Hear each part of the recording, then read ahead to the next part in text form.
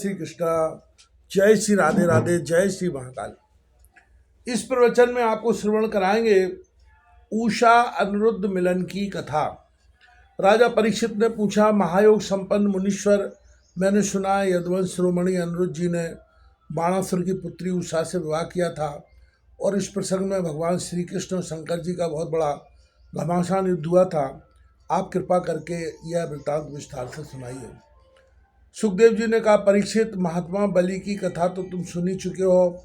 उन्होंने वामन रूपधारी भगवान को सारी पृथ्वी का दान कर दिया था। उनके 100 लड़के थे, उनमें सबसे बड़ा था बाणासुर। दैत्यराज बलि का औरस पुत्र बाणासुर भगवान शिव की भक्ति में सदा रत रहता था। समाज में उसका बड़ा आदर था। उसकी उदारता और बुद्धिमत्ता प्रशंसनीय थी। उसकी प्रतिज्ञा अटल होती थी और सचमुच वह बात का धनी था। उन दिनों वह परम रमणीय सोलित्वर में राज्य करता था। भगवान शंकर को की कृपा से इंद्रादि देवता नौकर चाकर की तरह उसकी सेवा करते थे। उसकी 1000 भुजाएं थी। एक दिन जब भगवान शंकर तांडव नृत्य कर रहे थे, तब उसने अपने 1000 हाथों से अनेकों प्रकार के बाजे बजाकर उन्हें प्रसन्न कर लिया। सचमुच भगवान शंकर बड़े ही भक्तवत्सल और शरणागत रक्षक हैं। समस्त भूतों के एकमात्र स्वामी प्रभु ने बाणासुर से कहा, तुम्हारी जो इच्छा हो मुझसे मांग लो। बाणासुर ने कहा, भगवान आप मेरे नगर की रक्षा करते हुए यहीं रहा करें।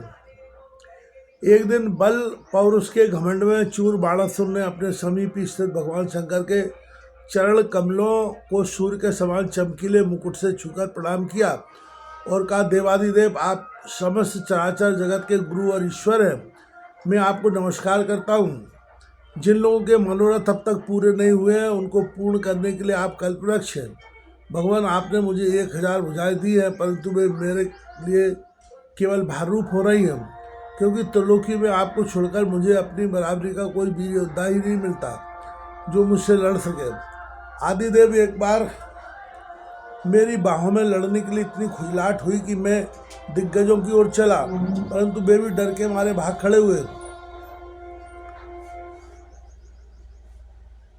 इस समय मार्ग में अपनी बाहों की चोट से मैंने बहुत से पहाड़ों को तोड़ फोड़ डाला था। बाणासुर की यह प्रार्थना सुनकर भगवान शंकर ने तनिक क्रोध से कहा, रे मूढ़, जिस समय तेरी ध्वजा टूटकर गिर जाएगी, उस समय मेरे ही समान योद्धा से तेरा युद्ध होगा और वह तेरा घमंड चूर चूर कर देगा। परीक्षित, बाणासुर की बुद्धि इतनी बिगड़ गई थी कि भगवान शंकर की बात सुनकर इसे बड़ा हर्ष हुआ और वह अपने घर लौट गया। अब वह मूर्ख भगवान शंकर के आदेशानुसार उस युद्ध की प्रतीक्षा करने लगा जिसमें उसके बलवीर का नाश होने वाला था। परीक्षित, बाणासुर की एक कन्या थी, उसका नाम था उषा। अभी वह कुमारी थी कि एक दिन स्वप्न में उसने देखा कि परम सुंदर अनिरुद्ध जी के साथ मेरा समागम हो रहा है। आश्चर्य की बात तो यह थी कि उसने अनिरुद्ध जी को ना तो कभी देखा था और न सुना ही था। स्वप्न में ही उन्हें ना देखकर वह बोल उठी, प्राण प्यारे, तुम कहाँ हो? और उसकी नींद टूट गई।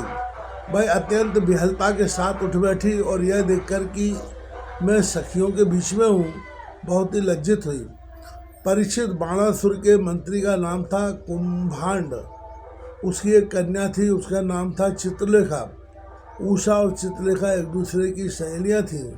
चित्रलेखा ने उषा से कौतूहलवश पूछा, सुंदरी राजकुमारी, मैं देखती हूँ कि अभी तक किसी ने तुम्हारा पाणी ग्रहण भी नहीं किया है, फिर तुम किससे ढूंढ रही हो और तुम्हारे मनोरथ का क्या स्वरूप है?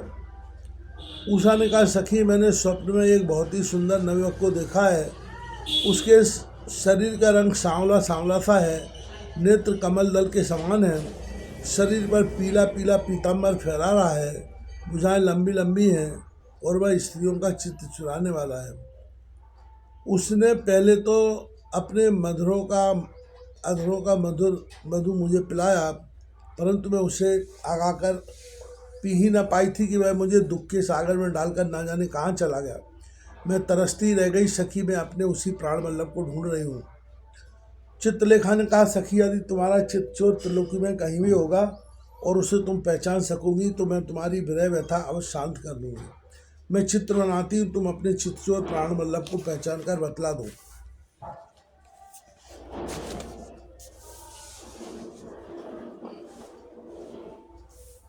फिर वह चाहे कहीं भी होगा, मैं उसे तुम्हारे पास ले आऊंगी। यूं कहकर चित्रलेखा ने बात की बात में बहुत से देवता, गंधर्व, सिद्ध, चारण, पन्नग, दैत्य, विद्याधर, यक्ष और मनुष्यों के चित्र बना दिए। मनुष्यों में उसने विष्णुवंशी वसुदेव जी के पिता सूर, स्वयं वसुदेव जी, बलराम जी और भगवान श्री कृष्ण आदि के चित्र बनाए। प्रद्युम्न का चित्र देखते ही उषा लज्जित हो गई। परीक्षित जब उसने अनिरुद्ध का चित्र देखा तब तो लज्जा के मारे उसका सिर नीचा हो गया। फिर मंद मंद मुस्कुराते हुए उसने कहा, मेरा वह प्राण वल्लभ यही है, यही है। परीक्षित चित्रलेखा योगिनी थी। वह जान गई कि वे भगवान श्री कृष्ण के पौत्र हैं। अब वह आकाश मार्ग से रात्रि में ही भगवान श्री कृष्ण के द्वारा सुरक्षित द्वारकापुरी में पहुंची। वहाँ अनिरुद्ध जी बहुत ही सुंदर पलंग पर सो रहे थे। चित्रलेखा योग सिद्धि के प्रभाव से उन्हें उठाकर स्वर्णितपुर ले आई और अपनी सखी उषा को उसके प्रियतम का दर्शन करा दिया। अपने परम सुंदर प्राण वल्लभ को पाकर आनंद की अधिकता से उसका मुख कमल प्रफुल्लित उठा और वह अनिरुद्ध जी के साथ अपने महल में विहार करने लगे। परीक्षित उसका अंतःपुर इतना सुरक्षित था कि उसकी ओर कोई पुरुष झांक तक नहीं सकता था। उषा का प्रेम दिन दूना रात चौगुना बढ़ता जा रहा था। वह बहुमूल्य वस्त्र, पुष्पों के हार, इत्र, फुलेल, धूप, दीप, आसन आदि सामग्रियों से सुमधुर पेय, पीने योग्य पदार्थ, दूध, शरबत आदि भोज्य, चबाकर खाने योग्य और भक्ष निगल जाने योग्य पदार्थों से तथा मनोहर वाणी एवं सेवा शुश्रूषा से अनिरुद्ध जी का बड़ा सत्कार करती। उषा ने अपने प्रेम से उनके मन को अपने वश में कर लिया। अनिरुद्ध जी उस कन्या के अंतःपुर में छिपे रहकर अपने आप को भूल गए। उन्हें इस बात का भी पता न चला कि मुझे यहाँ आए कितने दिन बीत गए। परीक्षित यदु कुमार अनिरुद्ध जी के सहवास से उषा का कुंवारापन नष्ट हो चुका था। उसके शरीर पर ऐसे चिन्ह प्रकट हो गए थे जो स्पष्ट रूप से इस बात की सूचना दे रहे थे और जिन्हें किसी प्रकार छिपाया नहीं जा सकता था। उषा बहुत प्रसन्न रहने लगी। पहरेदारों ने समझ लिया कि इसका किसी न किसी पुरुष से संबंध अवश्य हो गया है। उन्होंने जाकर बाणासुर से निवेदन किया, राजन, हम लोग आपकी अविवाहित राजकुमारी का ऐसा रंगनक देख रहे हैं कि वह आपके कुल पर बट्टा लगाने वाला है। प्रभु, इसमें संदेह नहीं कि हम लोग बिना क्रम टूटे रात दिन महल का पहरा देते रहते हैं। आपकी कन्या को बाहर के मनुष्य देख भी नहीं सकते, फिर भी वह कलंकित कैसे हो गई, इसका कारण हमारी समझ में नहीं आ रहा है। परीक्षित पहरेदारों से यह समाचार जानकर कन्या का चरित्र दूषित हो गया है। बाणासुर के हृदय में बड़ी पीड़ा हुई। वह झटपट उषा के महल से में जा धमका और देखा कि अनिरुद्ध वहाँ बैठे हुए हैं। प्रिय परीक्षित, अनिरुद्ध जी स्वयं कामावतार प्रद्युम्न के पुत्र थे। त्रिभुवन में उनके जैसा सुंदर और कोई न था। सांवरा सलोना शरीर और उस पर पीताम्बर फहराता हुआ, कमल दल के समान बड़ी बड़ी कोमल आँखें, लंबी लंबी भुजाएं, कपूलों पर घुंघराली अलकें और कुंडलों की झिलमिलाती हुई ज्योति, होंठों पर मंद मंद मुस्कान और प्रेम भरी चितवन से मुख की शोभा रूठी हो रही थी। अनिरुद्ध जी उस समय अपनी सब ओर से सद्धर कर बैठी हुई प्रियतमा उषा के साथ पांव से खेल रहे थे। उनके गले में बसंती बेला के बहुत सुंदर पुष्पों का हार सुशोभित हो रहा था और उस हार में उषा के अंग का स्पर्श होने से उसके वक्ष स्थल की केसर लगी हुई थी। उन्होंने उषा के सामने ही बैठा देखकर बाणासुर उसमें चकित हो गया। अब अनिरुद्ध जी ने देखा कि बाणासुर बहुत से आक्रमणकारी शस्त्रास्त्र से सुसज्जित वीर सैनिकों के साथ महल में घुस आया है।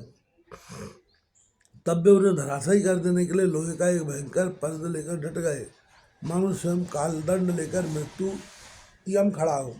बाणासुर के साथ आए हुए सैनिक उनको पकड़ने के लिए ज्यों ज्यों उनकी ओर झपटते त्यों त्यों वे उन्हें मार कर गिराते जाते, ठीक वैसे ही जैसे सुअरों के दल का नायक कुत्तों को मार डाले।